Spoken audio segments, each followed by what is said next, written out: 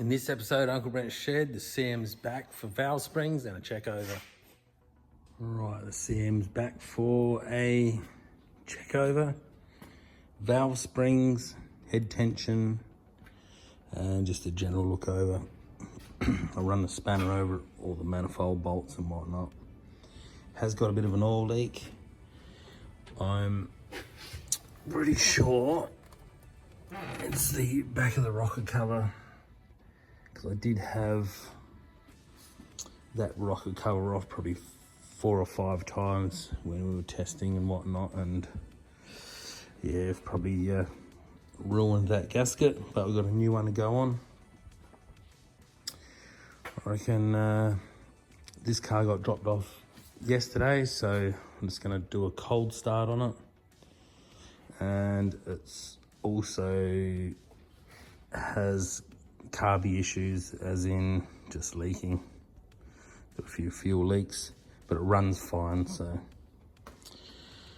yeah, definitely gold. We'll try the old 2 pump. Definitely in park.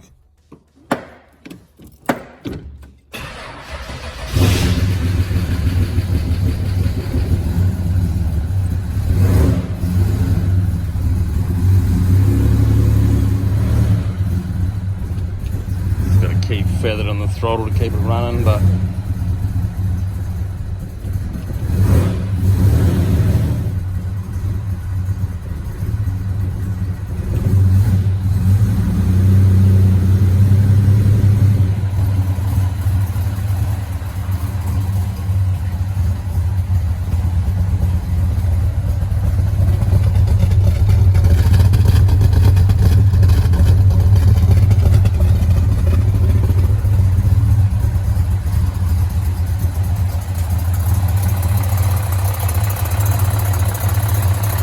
those 4Gs rattling away. Alright, let's get this rocker cover off.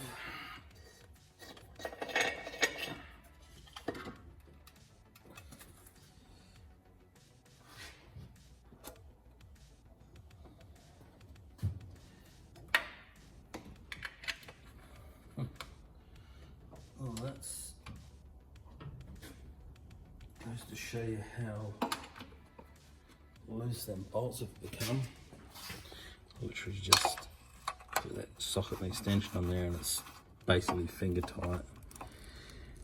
So like I said previous, I had that gasket or the rocker cover on and off probably 3, 4, maybe 5 times, and obviously that's ruined that gasket.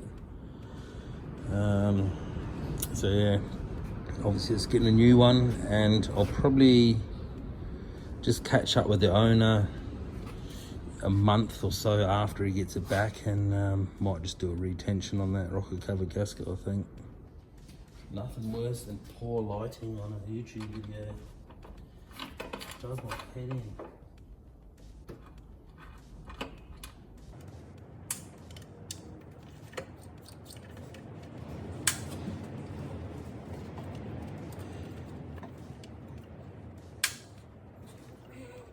So as far as I know, he hasn't had any issues other than an oil leak, which I'm pretty sure is from the back of this rocker cover gasket. It was wet when I put my fingers back there. And we haven't touched the carby at all. We sort of just bolted that on, and it's got a couple of weeps. Hello,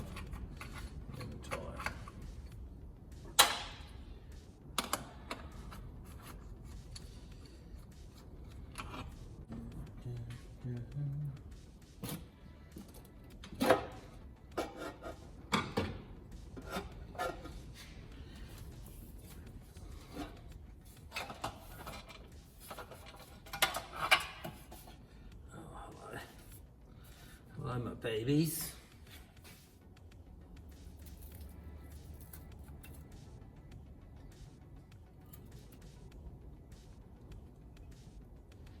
I just had a quick lunch break.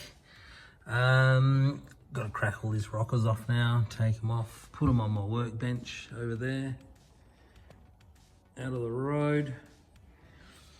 And then I'll retension the head bolts first, and then proceed to change the valve springs. And there's a rocker cover gasket, all split. I didn't notice that when I pulled it off, but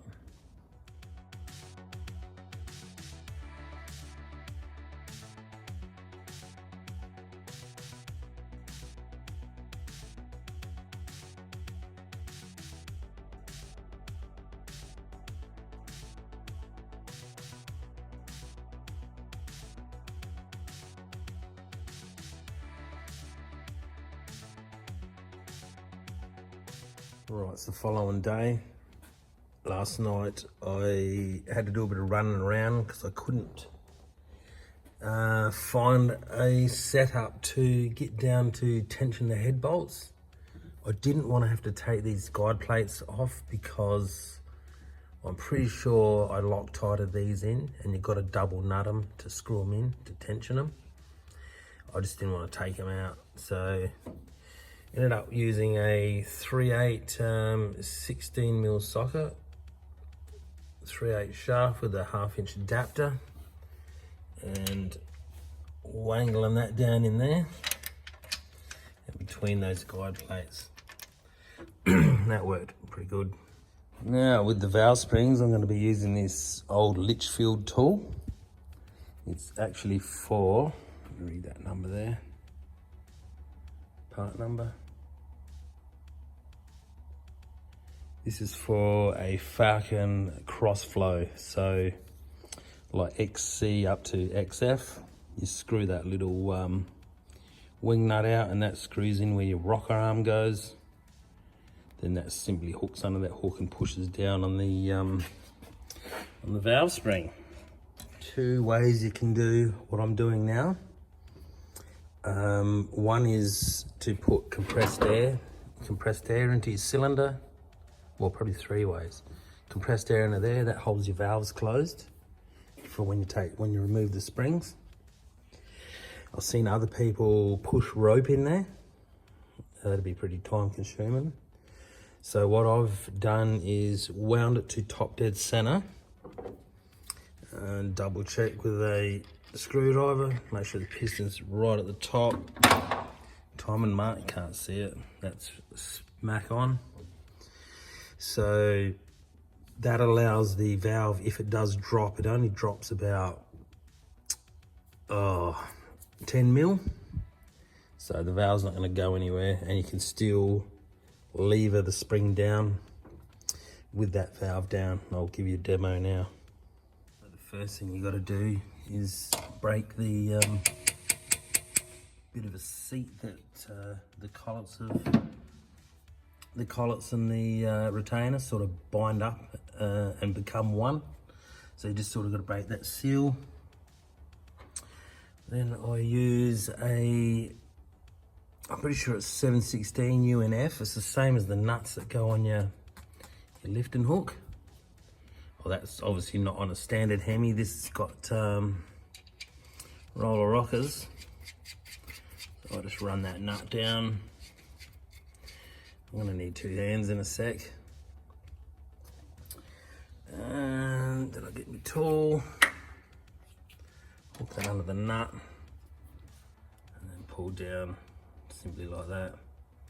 And I'll get a magnet and grab those collets or retainers or whatever you want to call them. Now, I'm not gonna lie, this can be fiddly and pretty annoying. See, that valve's dropping now. There we go.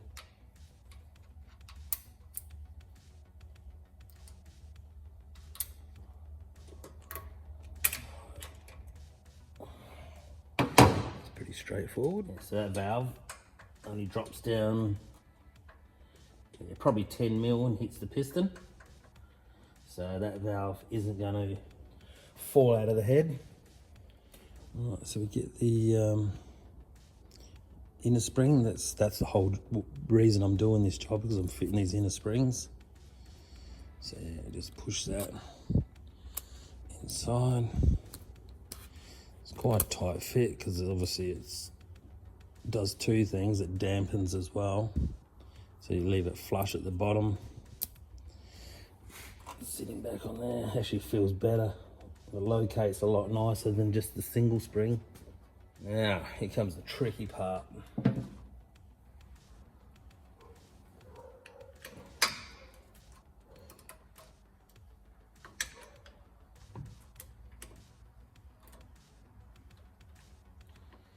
As I said, it's not quite fiddly. Probably can't see because of my hand. I'll get one in there. I'm going to rotate that spring. I'm just simply rotating that to get the collet on the inside. Sorry, the gap. A little bit. It looks a little bit butchery, but we're not hurting anything.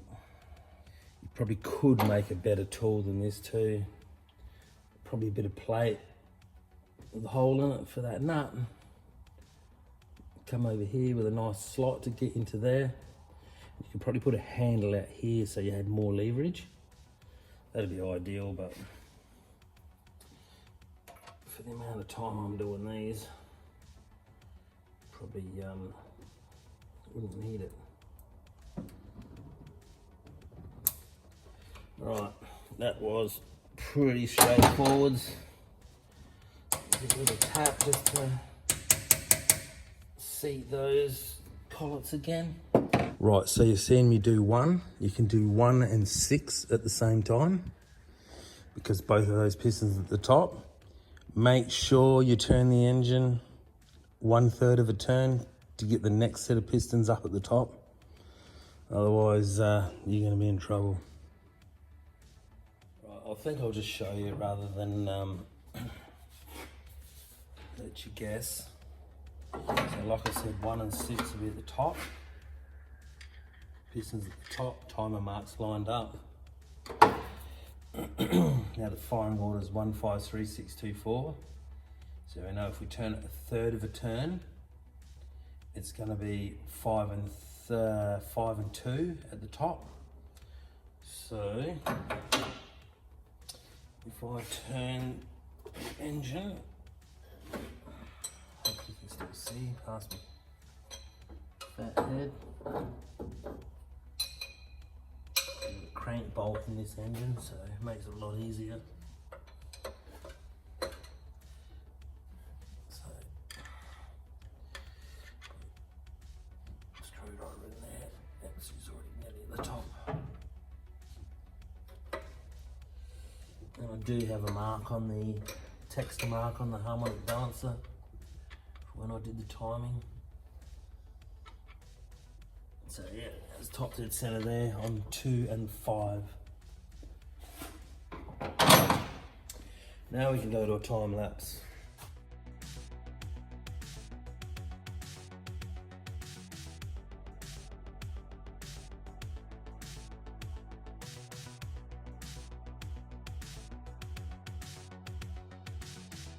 For those of you that would have had a keen eye, you would have seen got caught daydreaming. I took that spring off twice.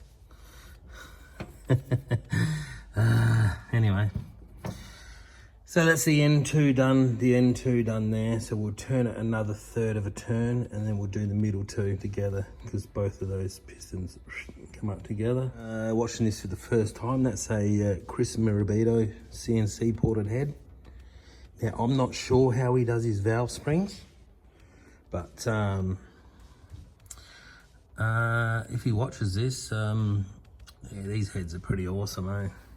So he supplies the head complete, so all these springs, collets, everything, it's 100% assembled. So yeah, Perla, I'll get one myself one day.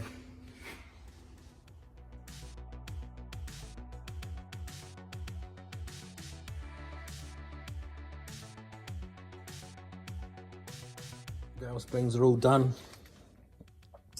Now we'll put the, yeah, Now I'll put the rocker gear back on. It's a bit fiddly. I'll show you the awkward bit in a minute. And with these rockers, just got to make sure that flat in there. See, it's flat on one side and curved on the other. That's to receive that nut and locking assembly.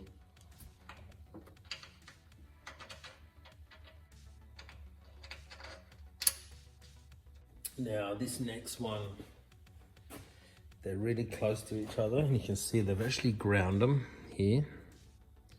I haven't done that. That's how they come, with that little bit of chamfered off the edge there. And that's because they're very, very close to each other.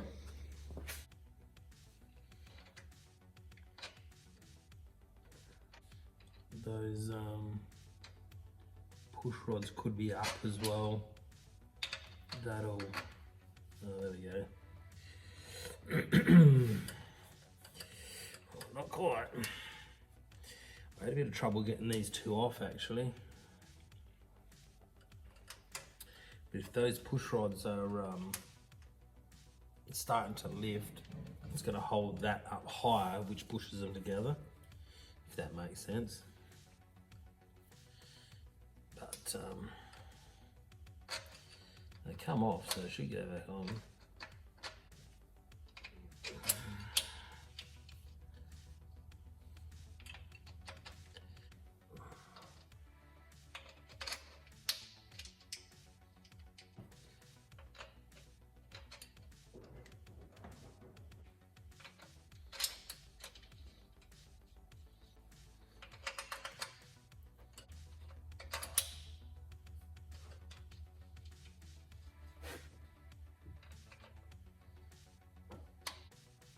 So it literally took me 25 minutes to get all of those just back on their posts. These ones that are Siamese, they're like really, really tight. So you got to make sure that both the push rods are down. So you just got to rotate the engine a fair bit to get each lot of rocker in its place. It's only the end two that are easy. There's just a drop on fit, you know, but anyway, so I'm going to turn it over now and find number 1 top dead center, because I don't know where it is at the moment. So we'll sort that out. We'll adjust these, wind these outer adjusters down by finger till the push rod stops turning. And once the push rod stops turning, we'll turn that nut 1/4 of a turn, and then just lock that center locker down, which is a 5.5mm Allen key, I believe. So we'll do that now, and we'll do all 6. And I forgot to mention the easiest way to find number 1 top dead center is when number 6 is rocking, when the 2 rockers are rocking. So we'll demonstrate that now. Okay, get the old spanner on the harmonic balancer. A bit dark down there. I can smell it's petrol. Every time I turn it, it's pumping a bit of fuel out.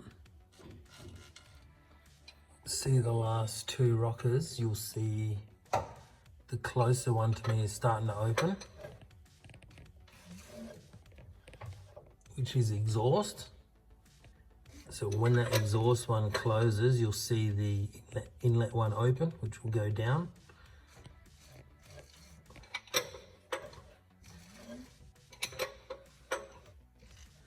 Right, see that? So that's what you call rocking. When you get those 2 rocking, that should be top dead center number 1. And when I look down here, you can just see it. It's a fraction off, but that will be fine. So I can adjust these 2 now on number 1.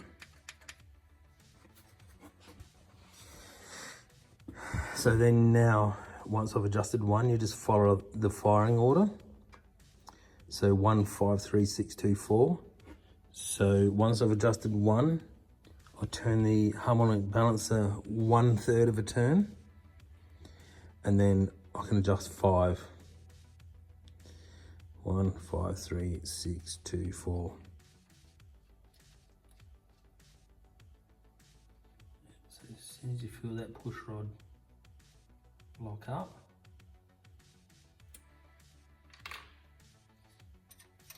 turn.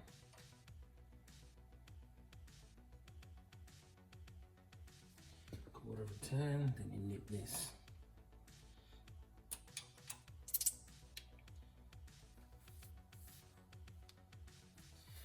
Don't make much. Double check that. So that's it for this one. And that's plenty. Same here. That's probably not backed out all the way.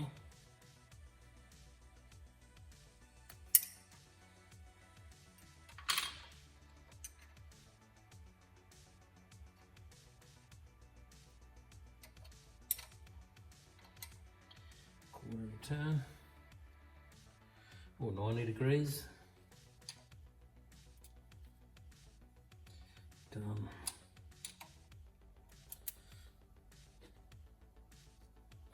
So that's one done.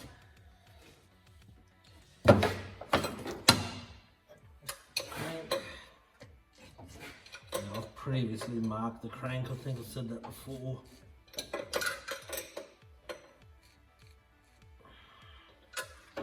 That's 1, 5,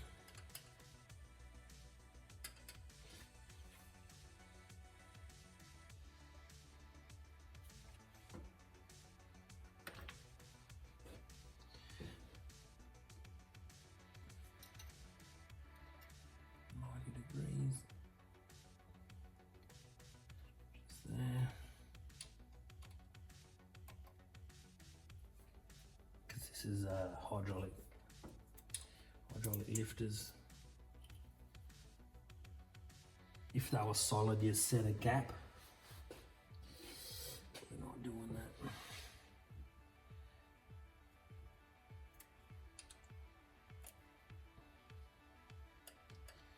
Hope you can understand. You'll do mumble, so.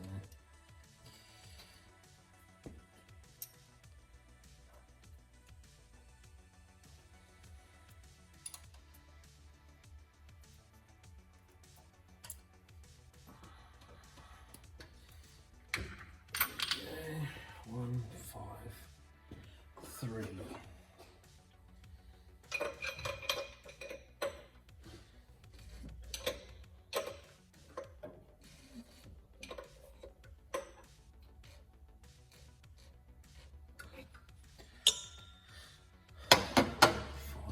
Which is these ones.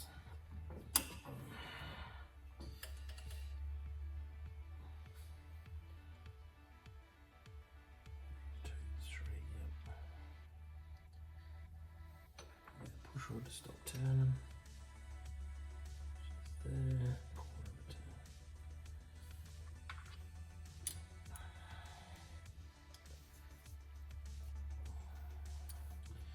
Nip.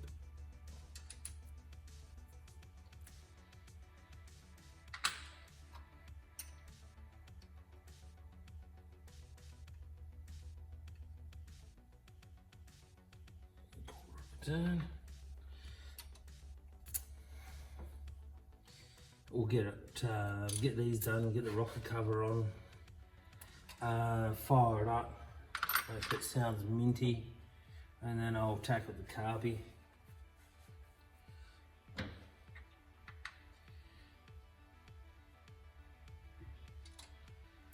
sure I got that. Yep. 1, 5, 3, 6.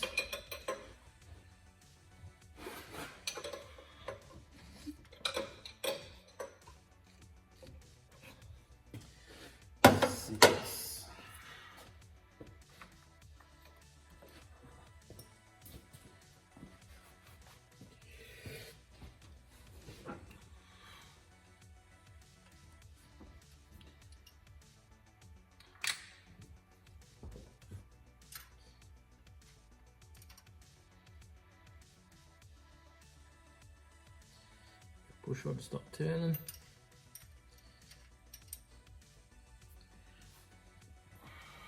90 degrees. That's what I had them. I think you can go up to half a turn preload on the lifter, but I had that's how I'd done them before, and it's been going for nearly 12 months without an issue, and it's quiet when it turned up, so pretty minty.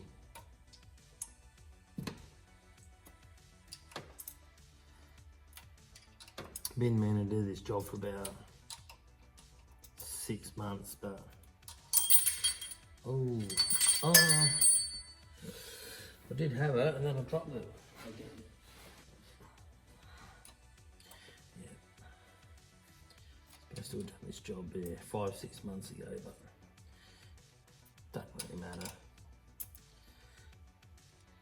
All better for the cam anyway. So cam sounds like it's ran in nicely.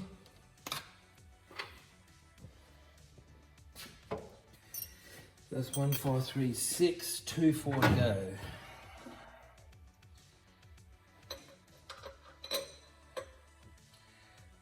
When I say that rocking, because I'm doing 2 next, you'll see, well, you might be able to see 5, which is these 2.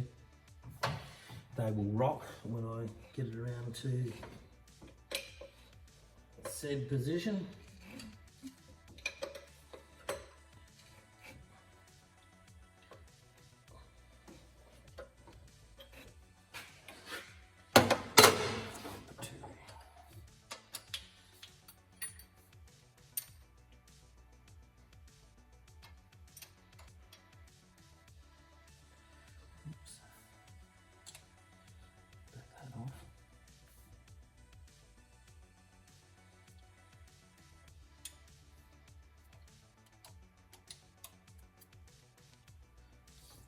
Quiet it is outside. That's some shit weather.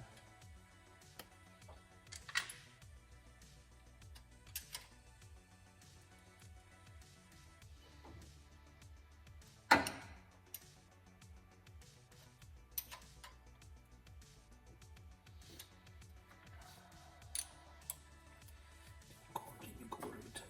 There you go.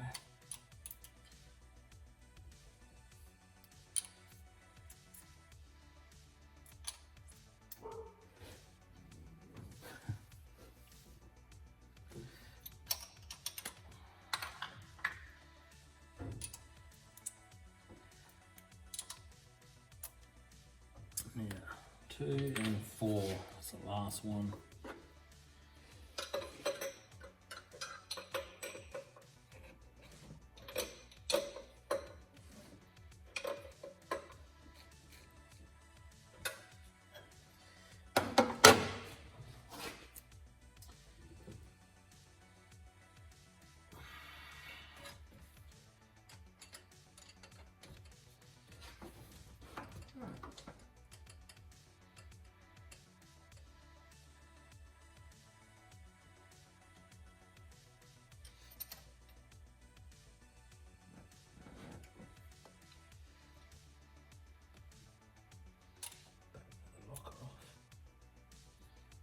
Lock.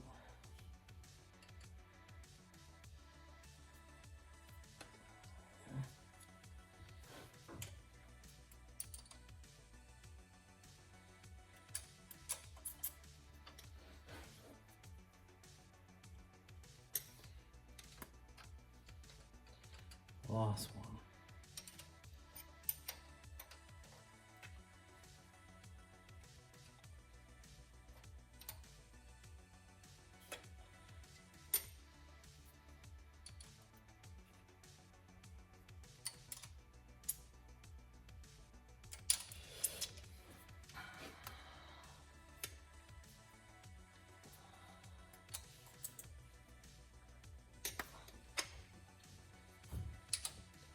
Check them all.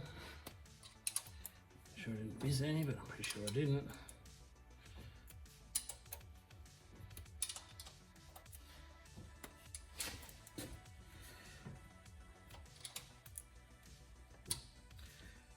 Spark plugs back in, put the leads back on, start it up.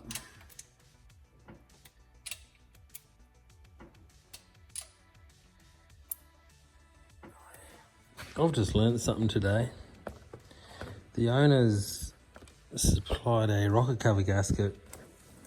He got the best quality one he could with glue and all on it. And it doesn't have the locator tags. And when I read the label, it's for a cast alloy cover. So for the RTs and whatnot with the alloy cover. So we're just gonna have to put, lucky I had a spare one.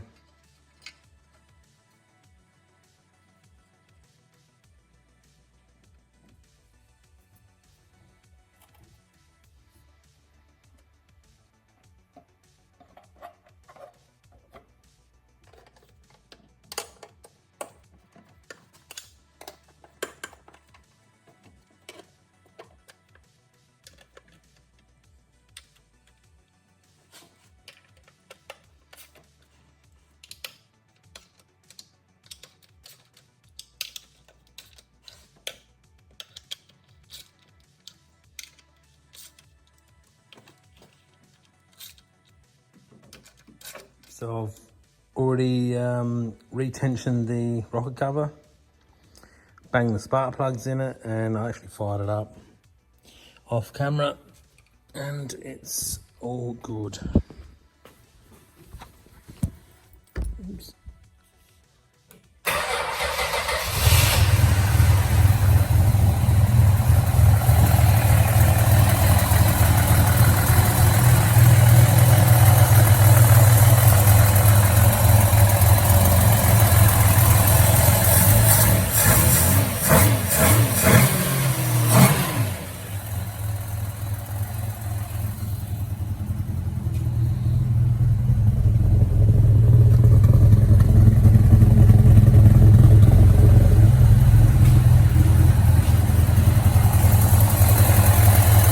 So the next step is I'll get it a little bit warmer, just double check that rocket cover gasket, and then I'll remove the carby.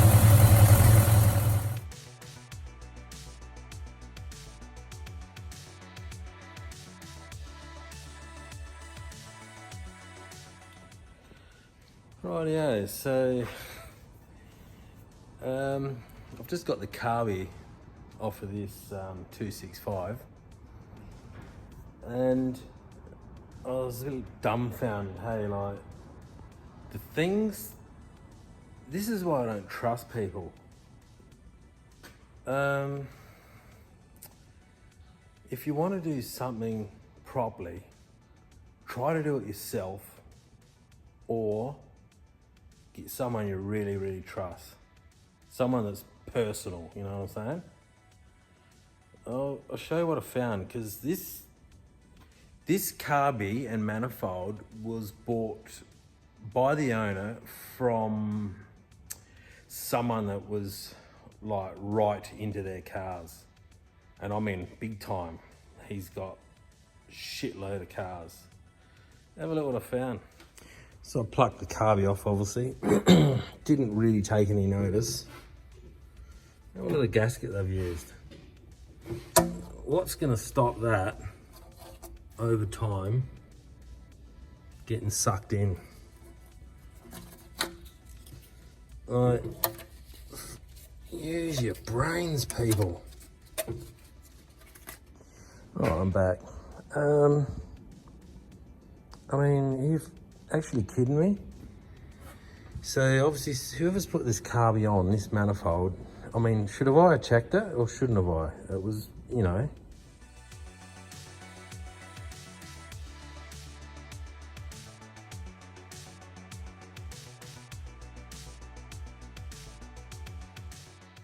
Right, obviously this has been pulled apart. I'm cleaning bit by bit and putting it back together. I was just going to do a time lapse for the whole video because there's probably 10 million YouTube videos on putting carbies together.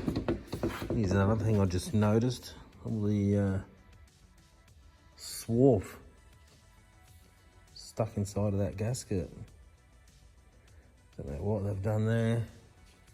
And just while I'm here, just a hot tip on your metering block. When you take your mixture screws out, if your carburetor was running fine before, like this one was, screw your mixture screws in and count the turns, and then screw them out, obviously. And when you put it back together, you know exactly where those mixture screws are. Same with the idle screw. I don't need to touch that, so that's staying where it is. It probably will need some fine tuning because it could have had vacuum leaks and whatnot and whatever the hell's going on there. But all right, back to the time lapse.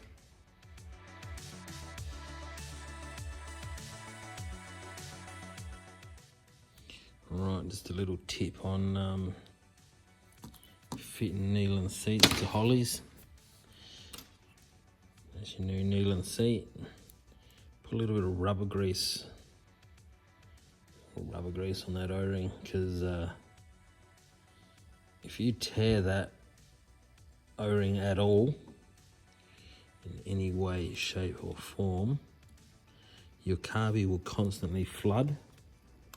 Doesn't matter what you do with your float level, the fuel goes around the outside of that whole Neyland seat arrangement. So yeah, how do I know? Because I've been caught out before.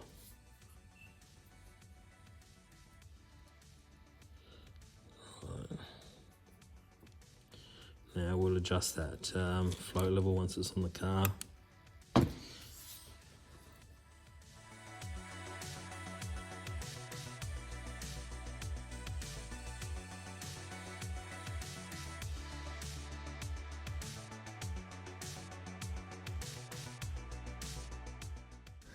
Well, I just discovered another issue, which is going to turn out good, is like this car went pretty well, but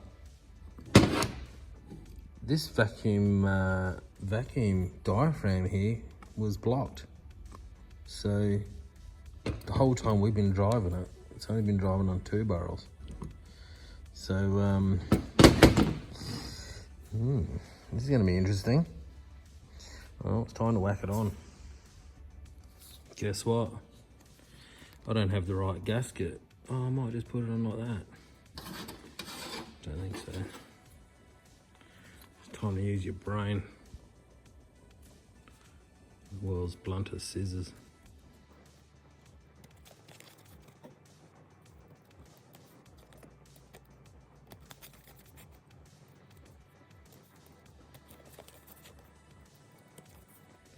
Look at that.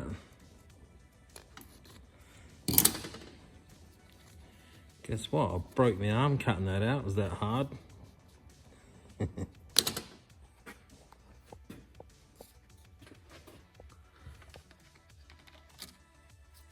at that, minty.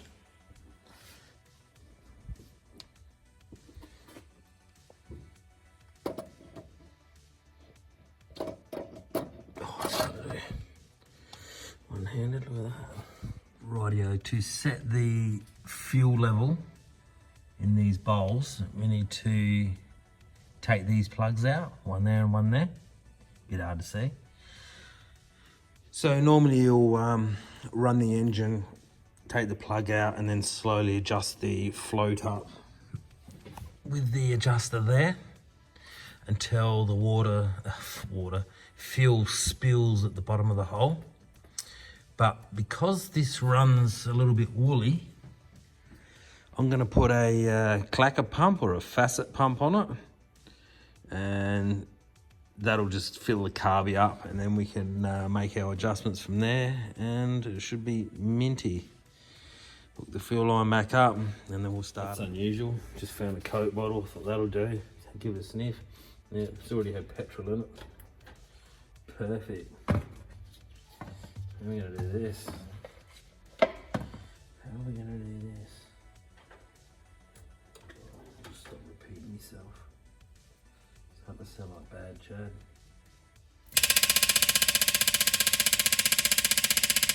Don't try this at home.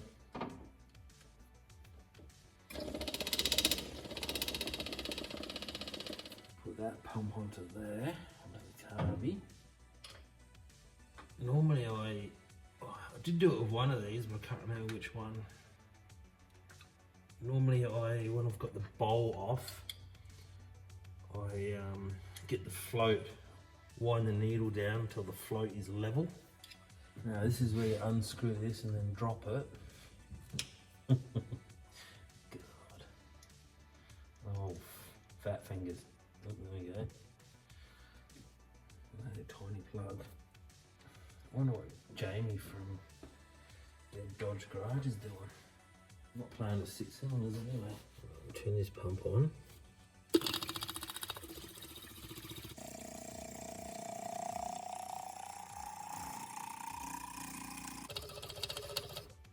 It's already spilling out that hole.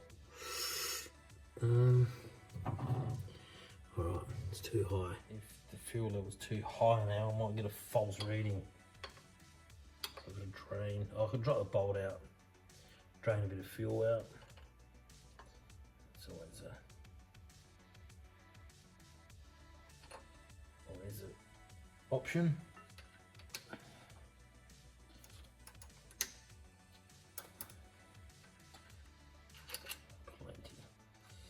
Plenty.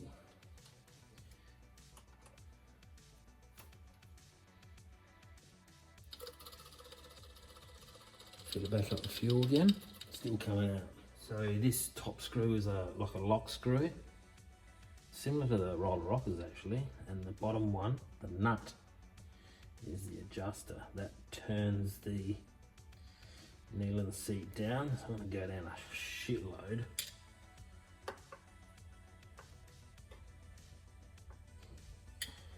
Way there, adjust it back up. Now that rear one. It's not leaking like the front one is. Drain some fuel out again.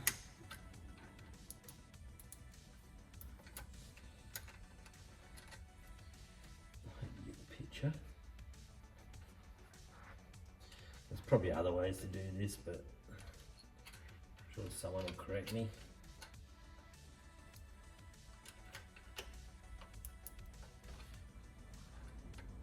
Need a couple of old school carby guys on here. Right, so carby bowl's drained again. Right, so pretty sure that's full.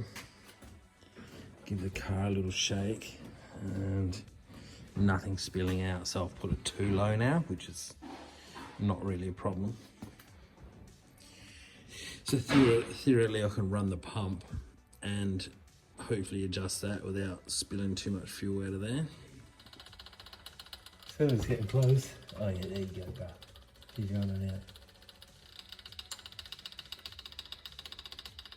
Right, you've seen that one. I've put the plug back in, but you've seen it was leaking just before I rudely got interrupted. All right, we'll set this rear one now and then we should be able to fire it up. Rightio, just trimmed the end of that hose off. It was getting a bit munted from being pulled on and off and clamped so many times. So we'll give it a start now.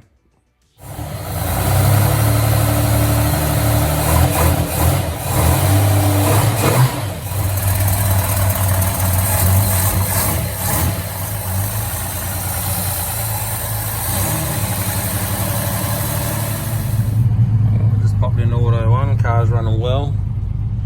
Picked up a fire extinguisher just in case.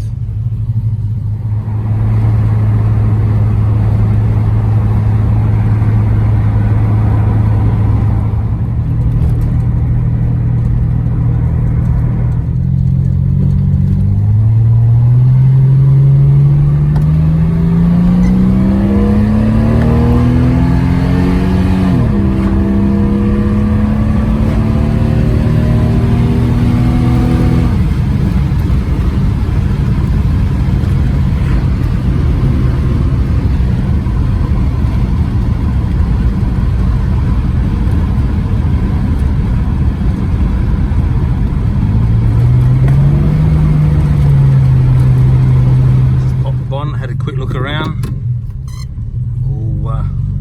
All seems well.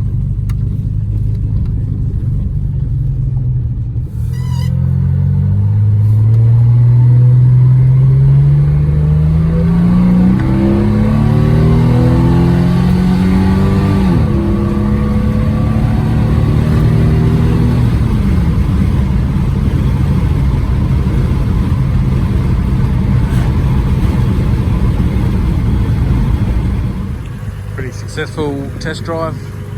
I'm pretty happy with it, so that's it. If you hung around this long, pretty long video, cheers for watching and look after your mates.